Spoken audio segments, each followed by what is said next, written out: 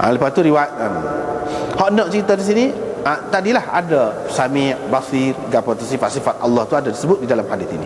Dalam hadis seterusnya sebut cerita Abu Bakar. Abu Bakar tanya Nabi, minta dengan Nabi suruh hajar satu doa. Aku nak berdoa dalam sembahyang. Aku nak berdoa dalam sembahyang. Sebab Nabi SAW ajar doa ni banyaknya, dia suruh doa dalam sembahyang. Jadi sahabat tahu tempat doa sebenarnya yang paling baik dalam sembahyang. Sebab tu dia tanya dalam sembahyang.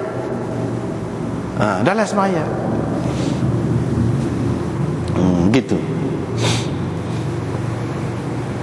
Tetapi orang kita dia jadi terbalik.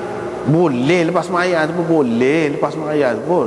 Tetapi Nabi SAW tidak ajar secara khusus seperti yang kita ramai duduk lakukan itu secara jemaah ke apa, berdoa. Tidak lagu tu. Tak ada dalam hadis. Tak ada. Hak adanya dalam hadis itu kan. Dalam sembahyang hak tu tak buat. Hak tu pula tak buat. Padahal nak doa lah. Dan dia ajar dah di mana tempat-tempatnya. Ajar dah. Dalam sembahyang. Bukan bermakna tak boleh lepas sembahyang, boleh. Hak kita kata tak ada saat ni, Nabi tak buat saat ni, berjemaah. Cuba mari satu hadis. Rasa banyak. Nabi SAW lepas sembahyang angkat tangan, sepakat angkat tangan ikut dia. Lepas tu kata amin. Hak dia kata ada kata? Tak ada. Tak ada. Tapi kalau hak dalam sembahyang ni, banyak. Jumpa sama.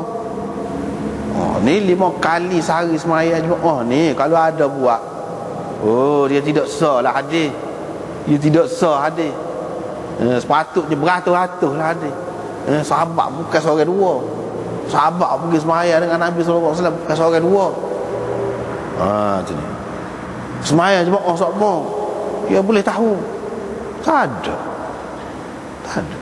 Tu. Lepas tu Nabi SAW kata, kamu kata gini, Allahumma inni zalamtu nafsi zulman kathira, dan seterusnya seperti yang kita sudah baca tadi. Ni doa dalam sembahyang. Kalau di luar sembahyang tak boleh juga nak baca ni. Tapi hak Nabi ajar sebenarnya dalam sembahyang. Sayyidina Abu Bakar sebut dalam sembahyang. Mana tempat yang lebih untuk berdoa ni dalam sembahyang. Gitu. Tapi apa kena mengenanya? Apa kena mengenanya hak ni dengan tajuk dia ni?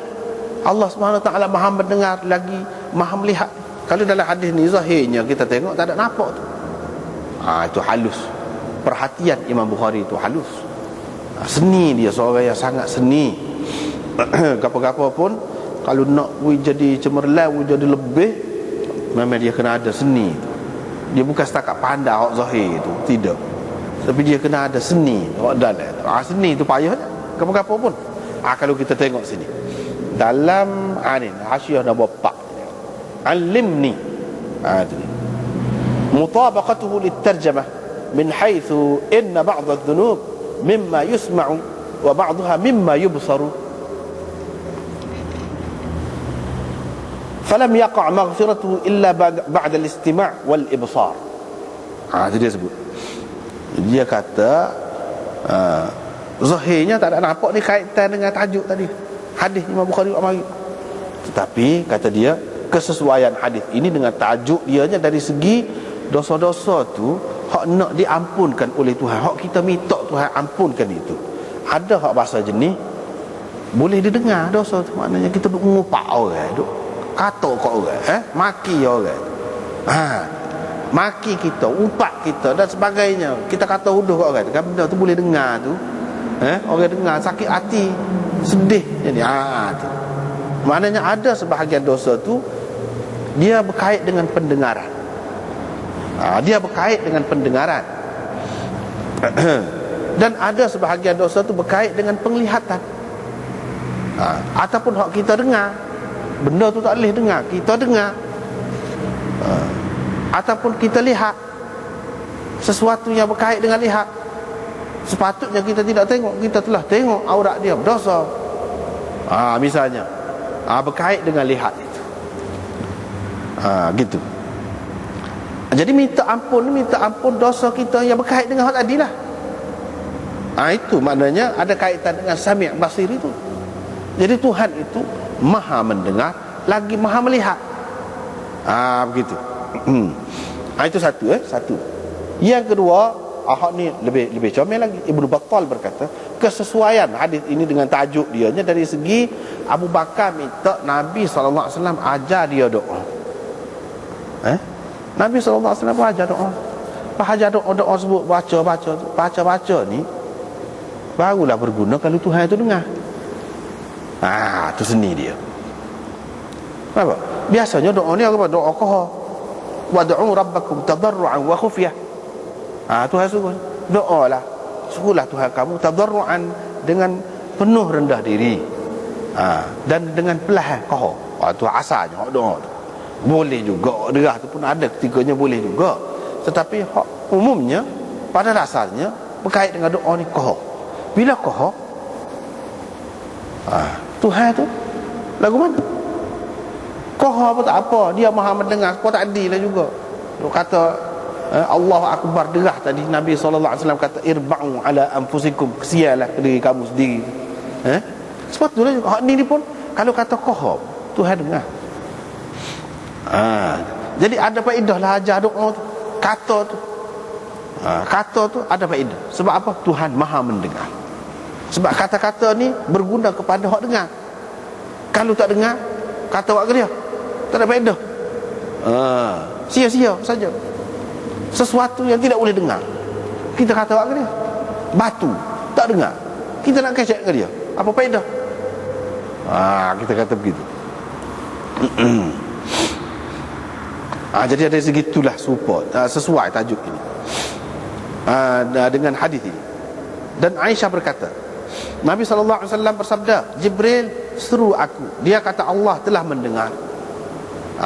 mendengar kata-kata kaummu, yakni kaummu tolak kamu, kaum kamu kata kamu gila, kaum kamu kata kamu macam-macam lah. Allah dengar tu. Allah dengar tu. Dan penolakan mereka terhadap engkau, dia tolak, dia kata, dia pekun dengan batu macam-macam lah, tolak. Dia jawab bila kamu baca Quran, dia jawab dengan syair, dia jawab dengan macam-macam lah.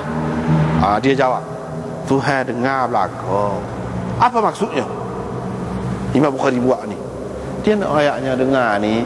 Biasanya kita kalau kita dengar orang duk kata kita macam-macam, duk supah, duk maki kita, tak boleh nak pai bui lah. Kita kata Tuhan dia dengar. Dia dengar tapi dia tidak bui selalu. Mana sebab apa? Tuhan ada sifat sabur. Itu dia. Mana dia boleh. Kalau orang ada sifat sabar ni kan, dia boleh kalau orang dia ada boleh dia tak cara, tak kisah.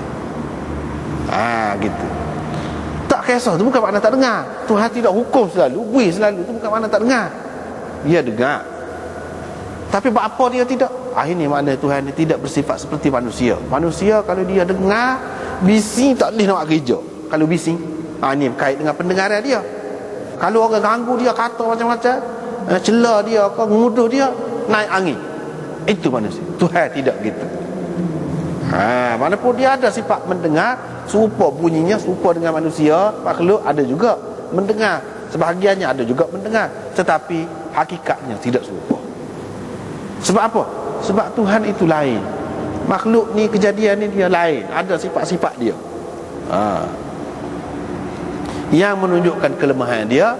Sementara Tuhan itu, walaupun kata nama sifat mendengar itu serupa dengan makhluk, tetapi dia dengan kesempurnaannya, di samping sifat-sifat yang lain yang juga sempurna.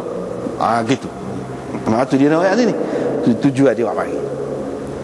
Bab qawlihi qul huwal qadir. Ini bab firman-Nya qul huwal qadir. Ini cara kuasa pula ni. Sekali itulah, wallahu a'lam.